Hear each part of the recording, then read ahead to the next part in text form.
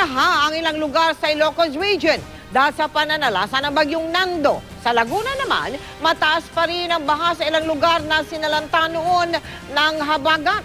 Yan at iba pang balita sa probinsya ang tinutukan ni Ruth Cabal.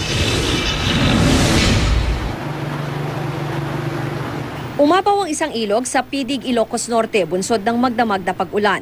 Lubog sa baha ang ilang bahay at ekta-ektaryang sakahan. Sa Lawag City naman, lumikas na ang ilang pamilyang nakatira malapit sa ilog.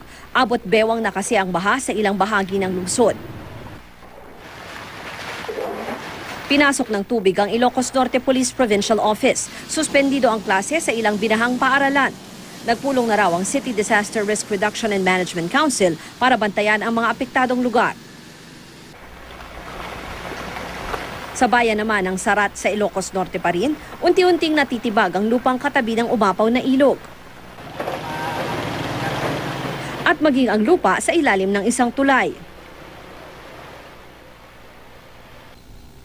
Sa Bangged Abra, tuloy ang klase sa Bangged East Elementary School kahit pa nakalublob sa tubig ang mga paa ng mga batang estudyante. Sa La Trinidad, Benguet, nasira na ng malakas sa pag-ulan ang mga pananim tulad ng mga strawberry. Sa probinsya ng Pangasinan naman, nasa ilalim ng state of calamity ang Santa Barbara, Calasiao, Aguilar at Binmaley. Inaasahang magdedeklara din bukas ang sangguniang bayan ng mga tarim. Ito'y para magamit ang calamity fund sa pagsasaayos ng napinsalang mga ari-arian sa 82 barangay. Sa Binyan, Laguna, abot tuhod pa rin ang baha sa ilang barangay mula pa noong hagupit ng habagat at bagyong Maring. Ang isang lola umalis daw sa evacuation at sumuong sa baha para makauwi. Wala pong tao ba? Walang tao dito. Mawawala na naman ang iba. Wala naman mawawala. Ang isang lolo naman kumuha ng tubig sa binahang poso. Para pansaing. Sa bayan naman ng San Pedro, pinangangambahang bumagsak ang tulay na nag-uugnay sa Barangay San Vicente at Barangay Calindola. Malaki na kasi ang uka sa ilalim nito. Nagsisilbi pa naman itong daanan ng mga bus pa Maynila at Cavite.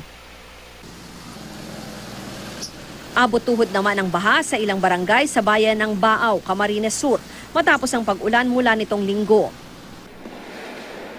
Nagngangalit ang alon sa Pasacao Port. Sa Mindanao, sinailalim naman sa state of calamity ang bayan ng Lutayan sa Sultan Kudarat.